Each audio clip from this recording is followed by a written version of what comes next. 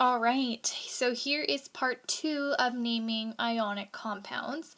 And I've received some emails about not understanding this too much, or what step can I focus on? So just quickly, this lesson, these past 2 weeks are all about naming compounds and understanding how to turn words into chemical symbols or chemical symbols into words.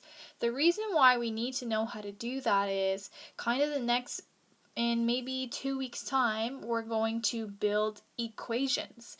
For example, I'm going to use my red pen here.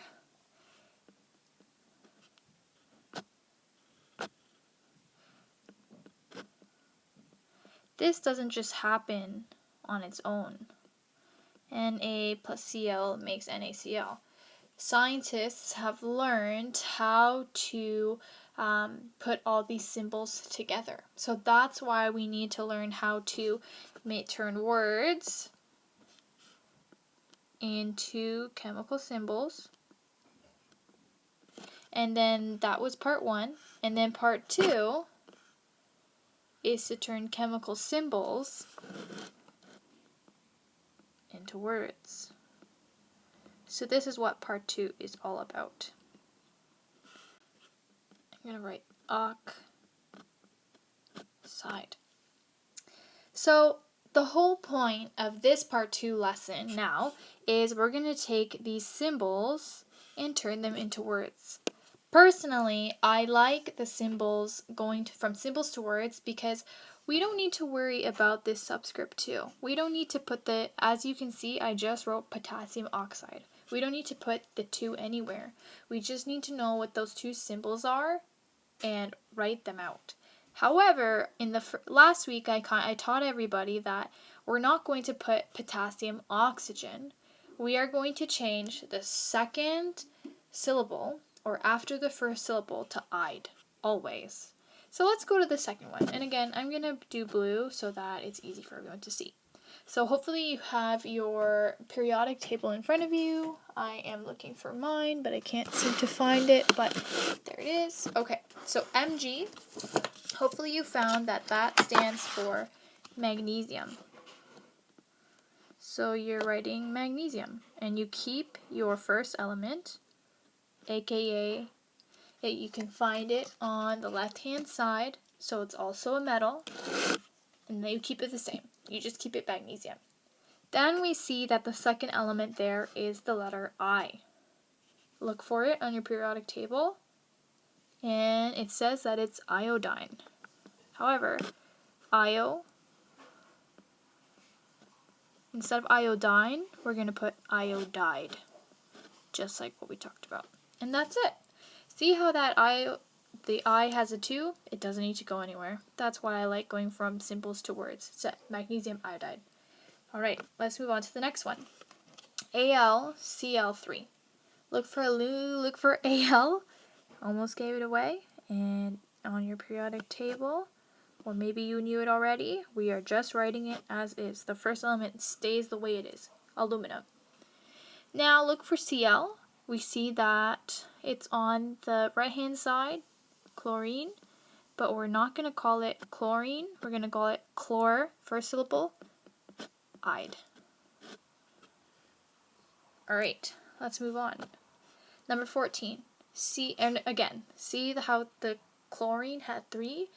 We didn't need to worry about it when we're naming ionic compounds, metals and nonmetals. That's it. Number 14. CaBr2. Ca, calcium. Br2. Hopefully you found Br, and that's bromine. So brom, first syllable, bromide. Again, 2 didn't have a place. We are just writing it out. All right, let's move on to number 15. Na3N.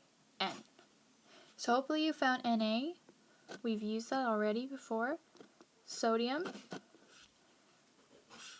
The 3 is attached to the Na, but we just leave the first element the way it is, sodium. Hopefully you found N, and N is nitrogen. So nitride.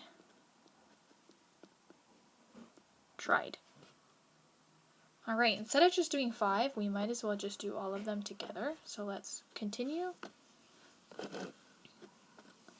Number 16, LiF. Look for Li, lithium. And look for F, fluorine, fluor, first syllable, change the next, add ide.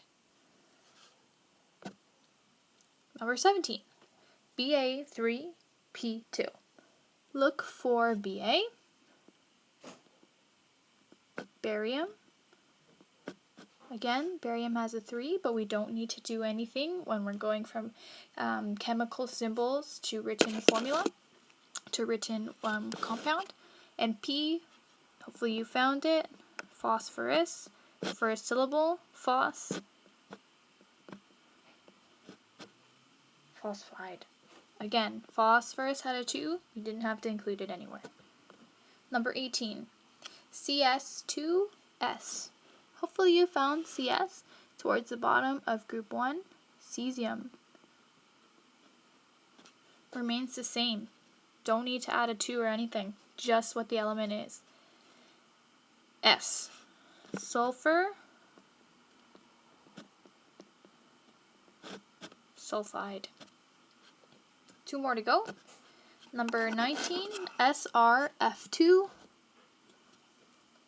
Almost couldn't see it there because I actually don't know that one off by heart. Strontium. Again, stays the same.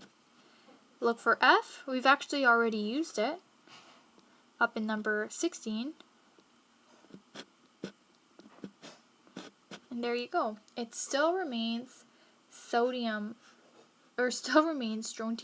fluoride. Again, even though number 19 has a 2 attached to the F and number 16 has no subscripts, it's still fluoride. And our last one, I've tried to use plenty of times, Na, sodium, and Cl, chlor.